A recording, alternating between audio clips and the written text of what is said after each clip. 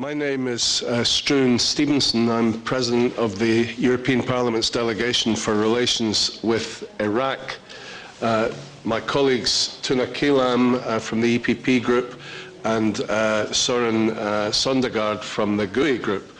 So we represent 3 different political groups and have called this press conference today to discuss the worsening situation regarding Camp Ashraf in northern Iraq. Possibly, as you are aware, Antonio Guterres, the High Commissioner for Refugees in Geneva, had received 3,400 individual applications for asylum from the residents of Camp Ashraf. In meetings that I had with him in the summer, he said that he would use all his resources to conduct the individual interviews that are necessary for the registration of these people as refugees. He said, nevertheless, the very fact that they had applied for asylum made them people of concern in the eyes of the UN and gave them a certain element of protection. I was told yesterday by my UN source in Iraq that the Prime Minister of Iraq, Nouri al-Maliki, has announced this week that he refuses to cooperate with UNHCR. Now, nothing could make it clearer to me that these obstacles are being put in place by the Prime Minister of Iraq himself because of pressure coming from Tehran, and Tehran want the 3,400 PMOI people inside Camp Ashraf to be annihilated. We need the UN Security Council and the Americans to provide protection for the people in Ashraf and not to keep repeating to me every time I speak to anyone in authority, but the Iraqi government are promising these people will be treated under international law in a humanitarian way. We've seen the humanitarian way they were treated twice before. So I am repeating this warning. Give them protection. For heaven's sake, wake up to the danger. Please, Baroness Ashton, make a public statement saying to Nouri al-Maliki that this is unacceptable. Furthermore, we were told in a statement, a press statement that appeared in the Fars press agency, which is affiliated in Iran to the Ministry of Intelligence, we see a press report that a 3-party committee has been set up between Iran, Iraq, and the International Committee for the Red Cross. Now, they always state that the Red Cross are involved. The Red Cross have issued press releases denying their involvement. And this news release this week claims that this 3-party meeting was held, but unfortunately the Red Cross didn't attend to try to give some spin to it. And they have prepared a 7-point plan now for the removal of the people from Ashraf by the end of this year. And they're planning how to announce this through the media to the general public. So this, again, absolutely exposes that Tehran is pulling the strings in Baghdad and telling Nouri al-Maliki what he must do. So I thought it was essential to hold a press conference today to get this very concerning information out to the general public, and I hope that the press will start taking notice. Tuna. I join my colleague Struan Stevenson. We represent a cross-party group. I think you may know that the legal case is absolutely clear. It has been settled by several decisions by the European Court in Luxembourg. The status, international status, is clear. And what is very important to stress is that how these people will be treated by the Iraqi government.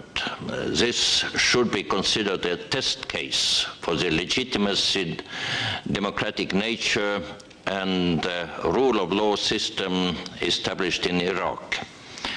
I think Baroness Ashton has to make a statement on this, stressing that these issues should be linked.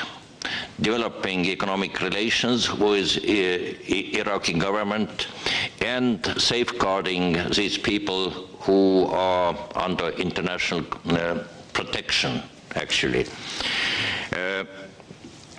So I call upon all 27 governments of the European Union to act, not just to observe appeals, but to put pressure upon Iraqi government, because without linking economic and political relations and the fate of Ashraf inhabitants, there will be not much use of their good intentions.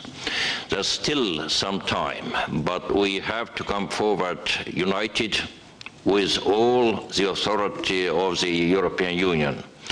There's no lessons taken from the Arab Spring. We have been ashamed that we entertained such relations with dictatorial regimes. Thank you very much. Soren. Yes, just to briefly inform you that yesterday we issued a statement which called for the cancellation of the deadline which have been set by the Iraqi government to the closure of Camp Ashraf. And we call on of course, Baroness Ashton, the EU and the member states to denounce this deadline.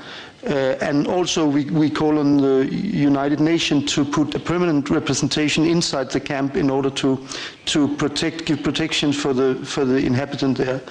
And since yesterday, we announced it yesterday, we put forward that declaration yesterday, and since yesterday more than 120 MEPs from all the political groups in the parliament have signed. So this is really an indication that there is an awareness about this. This is not a party politic matter. It is a truly humanitarian question which have the support from a cross-party segment of the parliament and from a very broad cross-party segment. So of course we will continue to collect the backing of this and we hope that will also make an impression. Thank you.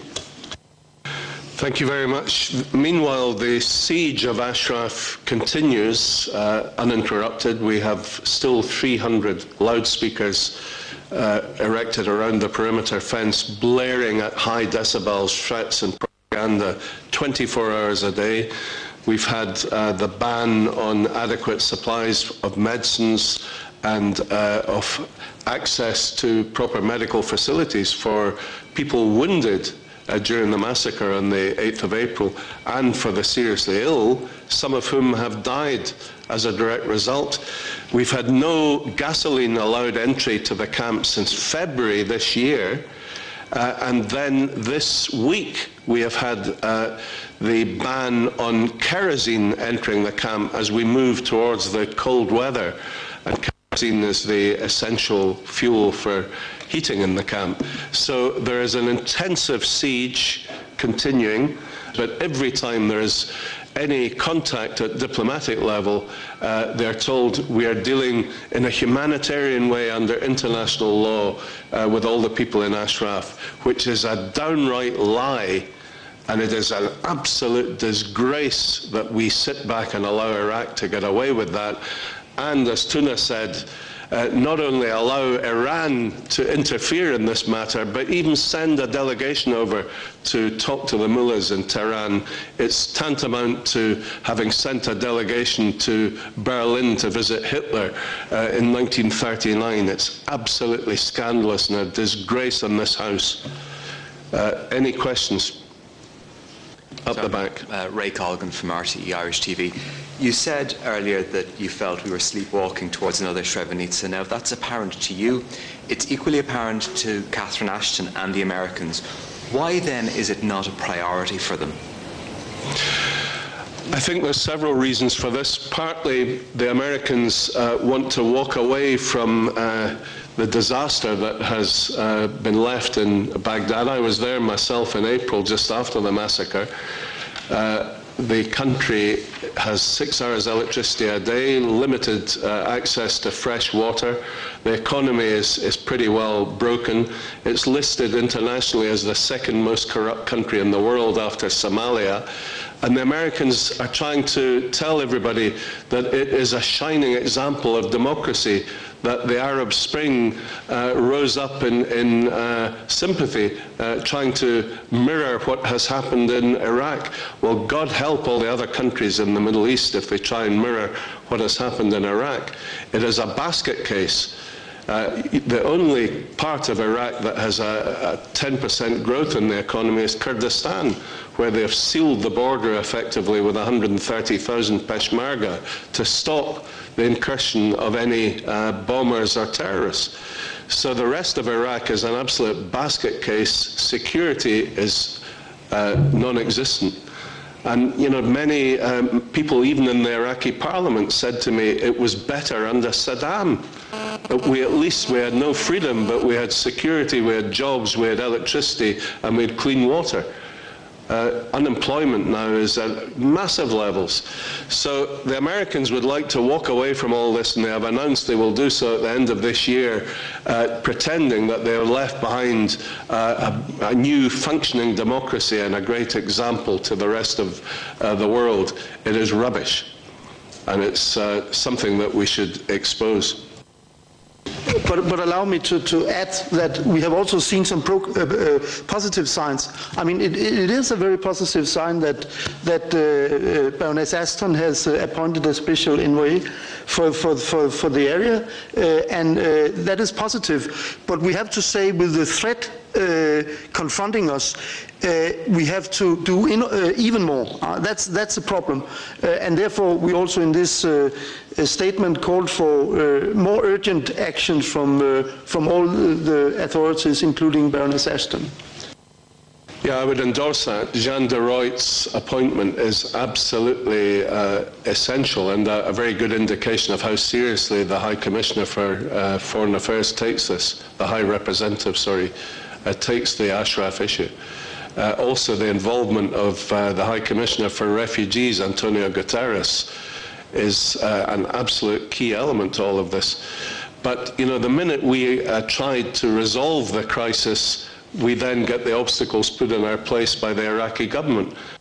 Any other questions? Okay, well, thank you all very much for your attendance, and I hope that this can expose what is happening in Iraq and that we can see some rapid action at international level, both in New York and in Brussels. Thank you.